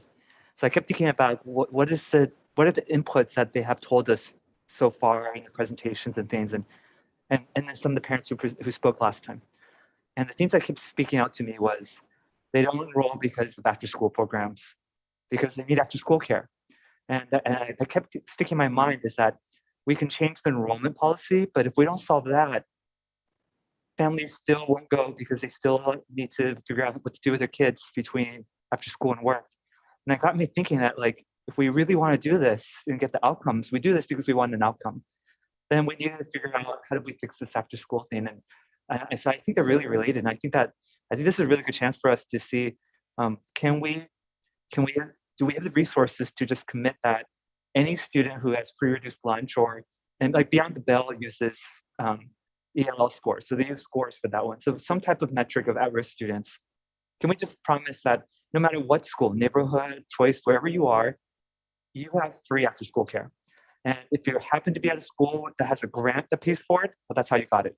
And if you're at a school where there's no grant, like Mistral, then we pay for it. But I think that if we did a guarantee that from an equity standpoint, that all children who are, whether free reduced lunch or whether they certain scores on testing scores, they just get after school care, and it doesn't matter if it's federal or locally provided, we just give it.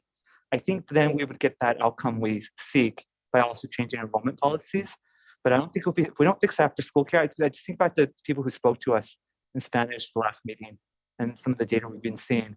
We got to listen to them, and that's what they're saying. On the question about do we do this now? If doing it now means that people won't find out what school they're in until June, no. Like I don't support a delay. It just like if we have the district, we have a duty for all parents, and there are a lot of parents that would be harmed by there'd be great hardship for them, stress, and just so much uncertainty to have an enrollment process that would usually end in March to be drawn out to June. And this is the last thing I just would encourage us to consider is I still think that free reduced lunch is the way to go. I think there's probably a good reason why Bella stuck with that for next year. I think that I think even though it's an honor system, I love the idea of everyone filling it out. So like what Dr. Rudolph is saying, there's all families have to fill it out when they enroll, when they apply. I think that would up our people filling out the form instead of afterwards during back to school night or whatever, when the enrollment package. And it's still issue of fraud. I don't think most people would cheat on that. You know, it's like, it's the same thing. Some people cheat on address boundaries, but I think that the fact that it's a legal form, I think a lot of people would be honest. So like, I think that because the issue of going by census data or things, we're gonna miss pockets. You know, my neighbor's family goes to Stevenson. I live in a mobile home park, and my neighbor are working class Spanish speaking family, and they go to Stevenson. And you know, if they're in the wrong, if they're not in that census tract, where they have not been even identified, right? So like, I just think that whether it's for gentrification or just that we wouldn't capture them, I think that free reduced lunch just seems really clean. And I would like if the district came back and said they could pull this off and still keep to the March deadline, I'd be let's do it. Let's put free reduced lunch up there as the top priority. And if you can pull that from March, I would love it. But if it's June, if that's the only way it can happen, then I would say we should push it back. Thank you, Trustee Chang. Trustee Berman. So I'm sort of in the place where I want my cake and I want to eat it too a little bit. So I'm struggling with this one. So I'm coming in here feeling like I really would like to see an increase in the number of SED underrepresented students in the coming lottery. That's, you know, the enrollment period starting January 2022. But in just sort of allowing sort of an increase in the number of kinder students, I don't want that to affect having all of the enrollment information until June. So I'd like to think that we can increase even ever so slightly the number of underrepresented students and even just our kindergarten without having such a ripple effect that would take us into June. So I'd like to think that there's a way to solve that problem. I understand that there are conditions that make it there's a hardship there for families. They do need transportation. They do need after school programming, and they don't think that we can get that right immediately. I think that's going to take time for us to discuss and work out.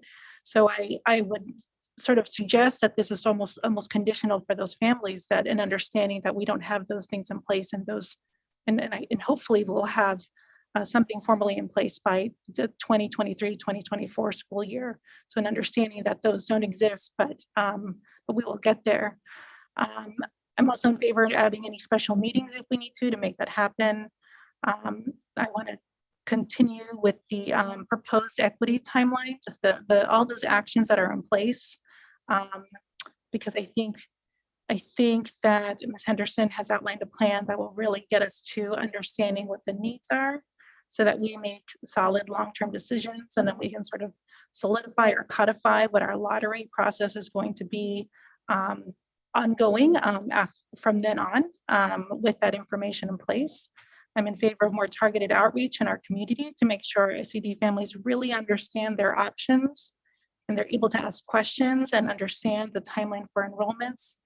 And I'm also in play, I guess sort of the same thing, just really outlining our two programs so that families know whether or not it's a good fit for their child and their family. Thank you, Trustee Berman. Vice President Blakely. I agree with a lot of what Trustee Chang and Trustee Berman said.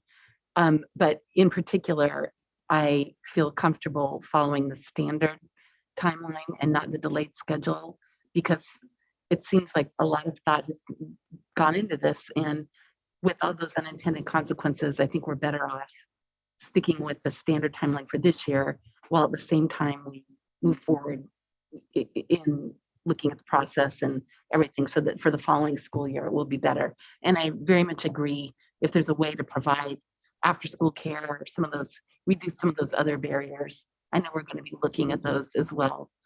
So that's where I sit. Thank you, Vice President Blakely. Trustee Wheeler? Yeah, so I went into this very 99% sure that I wanted to do full steam ahead. Here's our opening, let's do it. And the more I thought about it, and the more questions I raised with myself, and reading everybody else's questions, and respecting the work that our district is doing. So Director Henderson, Superintendent Rudolph. So on the one hand, I want to do a pilot fast and, see what happens. And on the other hand, I see the deeper value in waiting and doing this carefully and thoughtfully, and getting answers to a lot more of these questions that we have raised. So, and this may surprise Superintendent Rudolph that this is the way I'm coming out tonight, but I am coming down on, I think we should do this more carefully, do it more slowly, wait, do all these processes that Director Henderson was talking about.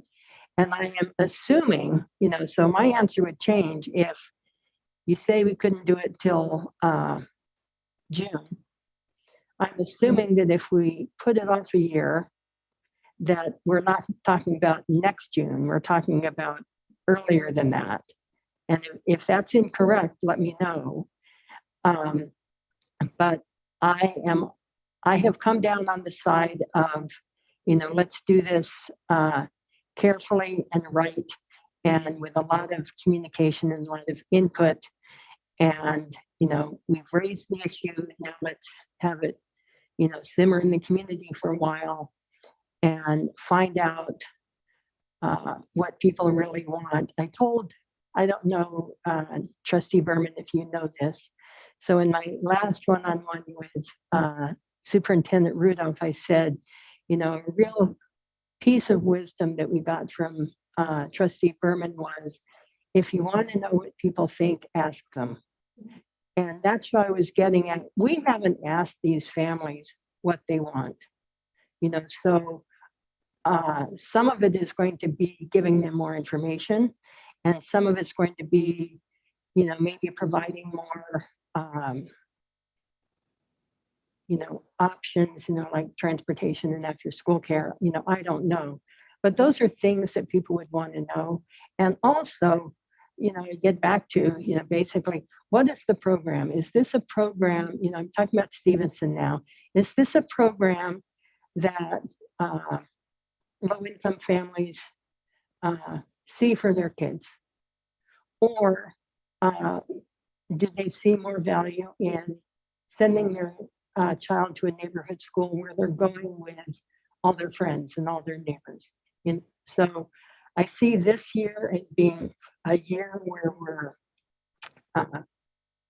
bringing this issue to the forefront, and I'm coming down on, let's carefully go through this process and then talk about, starting some sort of priority for low-income families, not for next school year, but the year after that. And I know there's going to be a variety of methods that are proposed right now. Right, I think the easiest, best way to do it would be to change the enrollment, the list. But, that's where I am right now. Thank you, Trustee Wheeler. So Director Henderson, I think it's pretty clear that there's a majority of the board for the original equity enrollment priorities timeline.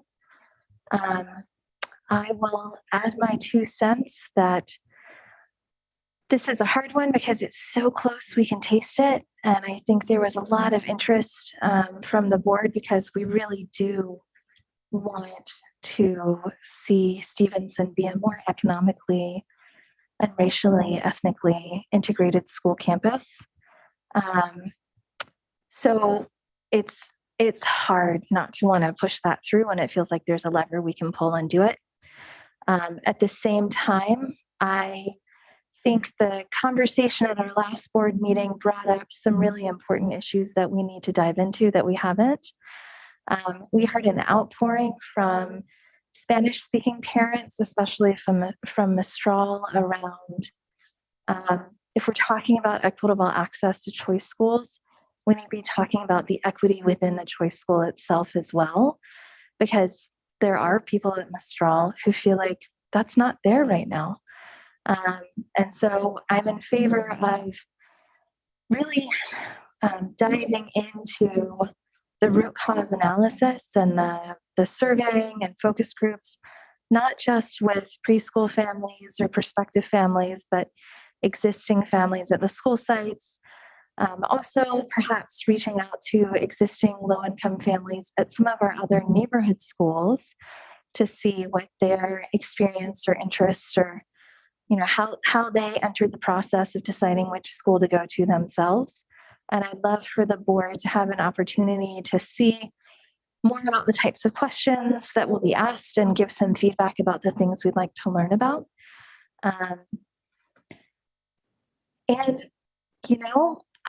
Trustee Chang, I don't always align with you, but I was with you on everything you said tonight. I think that if we're talking about low-income access to after-school care at choice schools, we need to be talking about it district-wide. It reminds me of the conversation around early childhood education as well. That's something that we have really gotten behind as a district and made happen.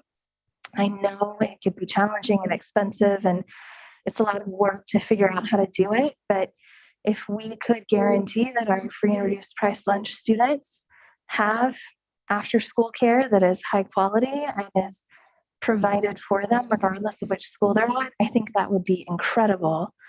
So I am absolutely with you on that. It's probably another agenda item. But I think that is all the information you all need for tonight, Dr. Rudolph. Add one more point. Oh, yes, Trustee Wheeler. Yeah, so, I think everybody approaches things from their own perspective. So when I was hearing people come to these programs because they've heard of it at their preschools, I was remembering what kind of preschool all of my children went to, which was a parent participation preschool. But it occurs to me, if we're talking about low-income children, the preschool that our low-income children are coming from is the state preschool. And I don't know what kind of, information nights we have there. And I think that's something that we should, be, investigating and I literally do not know what they do over there for giving their parents information about all of our neighborhood schools and our choice schools. So I would encourage us, if we're not already using that venue, then to do it. We do. We use that venue. And then to answer your other question, the board will have to make a decision in June, which is what the timeline says. So the decision you're going to make is, well, because you asked when the decision would take place, and the answer is it's in June. So you would make a decision about what you want to do for the following year in June, and then it will fall into the normal timeline. So like right now, we would be planning for whatever the change is that would have been made. Thank you very much, trustees. We will now move on to, and thank you, Director Henderson. Item 10, board updates. Are there any updates from trustees? Trustee Wheeler? Yeah. So I attended a fascinating forum or workshop or something, and I know that Trustee Berman did also, and I know a couple other people in the community did. 200 people attended this forum, and it was by the California Reading Coalition, and there's been some controversy about what that is, you know, who it's representing, that kind of thing. But I attended that workshop, and I thought it was highly useful. I believe it was videoed, and I've gotten a lot of feedback from, you know, a lot of people about this workshop, and it helped me understand the importance in the changing of how we teach reading in this state and in this area. And you talk about the science of reading and paying more attention to how do we help children who have dyslexia, how we help English language learners learn how to read, how we have more of an emphasis on phonics and enriched reading, and not just the kind of reading that you know the state did for many years. Anyway, I'm going to be saying more about that and sending out more about this to some of you later. But I wanted to point out that this was a highly useful, and I'm going to follow that organization. Thank you, Trustee Wheeler. Trustee Chang? As an update, actually kind of a request of an update from our colleagues here. I know some of our colleagues have been going on the school visits, and I know they've been happening already. And I have this wish is for those of us who can't make those, I would love to hear boards, this kind of, the roses, the things that they really stood out to them from those visits. I know many of them have already happened, but I know there's a few still left on the calendar. So as a request for somebody who it's really difficult for me to leave school to go to them, I would love the board updates to hear for those who've gone, just what stood out from them, just a kind of request. So I'll follow up on that and say that at all of the school visits I've done, I've said I would love to have a debrief afterwards instead of just, me going there and me seeing what's going on and then I go home. So, there's, rich information, hearing from the principals, hearing from the teachers, seeing what's going on in the classrooms. I'd like to understand, to get more of a context of what's going on. And I don't know the mechanism for that, but I agree with you, Trustee Chang.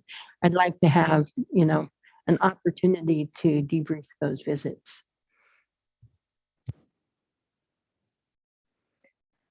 That sounds great. I think this makes me think of the school site plans, which should be available to us soon. And we all within the school site plan process have the opportunity to interview or meet with principals to ask them questions about their school site plan and what's going on at the site. But that might be a time to bring those two things together, Trustee Wheeler, to your experience at the school site as well as the plan, and to have that conversation then. But I don't know. Yeah, my point was, my sense of those, and I've experienced a lot of those, is they're very siloed. So, even in a school board meeting where we hear the presentation, we're hearing a presentation, we see the presentation, we can ask questions about it, we hear from the principal, we hear the questions from the other trustees, but there's no interaction among the board members about, what did we see here? So maybe what you're saying, President Conley, is putting it on our shoulders that we should, turn this into a more interactive experience. But I'm requesting more of a kind of a give and take, sharing of information, sharing of opinions kind of thing. Dr. Rudolph? Well, so the problem would be is that as a board, you would need it, it would have to get agendized if you plan on discussing what you see. So you would have to hold a public meeting after that. So probably the better place would be if you put something here and you debrief it after you've been to a particular site, because your discussion about it is subject to the public. The only other thing I can think about is if you wanted to ask the principal questions, we could, because we need to be mindful, like they're taking an hour plus out of their day. Would be to cut the tour part shorter, and it gives you the opportunity to ask a couple questions from the principal, and then they can get back to the things that they have to do. I'll say that I've been fortunate. The school site visits I've been on have just been with one other trustee. So we have usually debriefed afterwards a little bit because there's only two of us. And so we don't violate the Brown Act by doing so. Yeah, well, it hasn't always been that way. I think there's been maybe once when there was a large. There were group of three. us. Yeah, it's not a violation for you to be there as a group, as one, like visits. It'd be no different than if you went to like Teacher of the Year or something like that. The challenge is that if you discuss, Yeah. it, then that becomes a public meeting. So it may be that we could be more mindful about 2 trustees per visit, and that might address a little bit of it, Trustee Wheeler, the freedom of discussion and the visit itself. Dr. Rudolph, the school site visits are going to just continue again on another cycle, yes? So there will be a second opportunity to visit schools if you haven't been to them before? yeah, we'll line them back up again for the next week. So I'm trying to see. So like, for instance, if the board want to talk about this, you have Crittenden tomorrow, Montaloma next. And then you could agendize for the November meeting. And you could have a conversation to talk about amongst everybody. And I think that sort of fulfills also what Trustee Chang is talking about, which is as someone who doesn't get to go because he's working during that time at a school, he has the ability to hear what's taking place. And then you have the ability to debrief and you're doing it in public. And you can talk about both schools.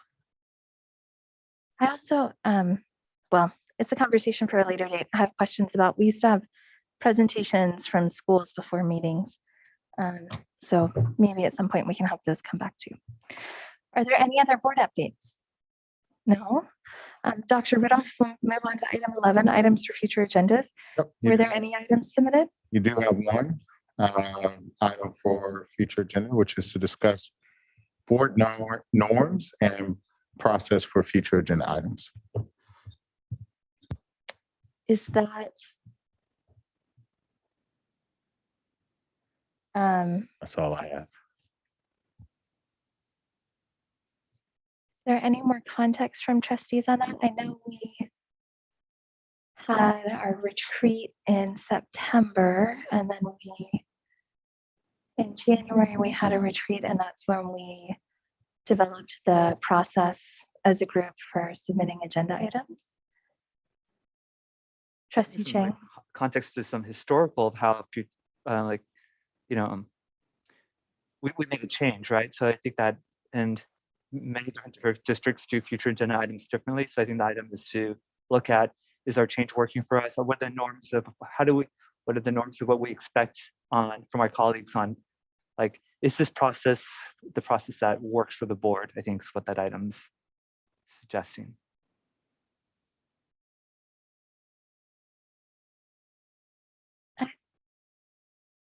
Trustees, I feel like we discussed that a little bit in our September when we did the board self-evaluation, but I could be wrong about that. Trustee Berman? I'm just wondering if that's something that can come back to us at our next retreat, is to doing a reflection on the norms and go back to them and do a check to see if we need to make any changes. That's what we do in every January anyways, like the first retreat of the year, because there will be in December 9th, there will be an organizational meeting where we will reorganize the roles of the board And then usually the board president at that point guides the development of the agenda for the board retreat in the very beginning of the coming year. So I think it makes sense to do it under that. Vice President Blakely? Oh, I agree. I think it would be a good topic for that. I'm just wondering if we should start trying to get calendaring out now. Oh, For that, for just because everybody's the retreat in for the January, retreat, just February? like when it would be, because our calendars fill up. Okay, Feels like a long time away, but it'll be here before we know. no, that's a good idea. That's a good idea. All right, if there are no further suggested, okay, you got a note. All right, we'll send out a doodle. And then item 12, our future board meeting dates are November 4th, November 18th, and December 9th. And with that, at 9:21 p.m., we will adjourn this meeting of the Mountain View Wisdom School Board. Thank you, everyone.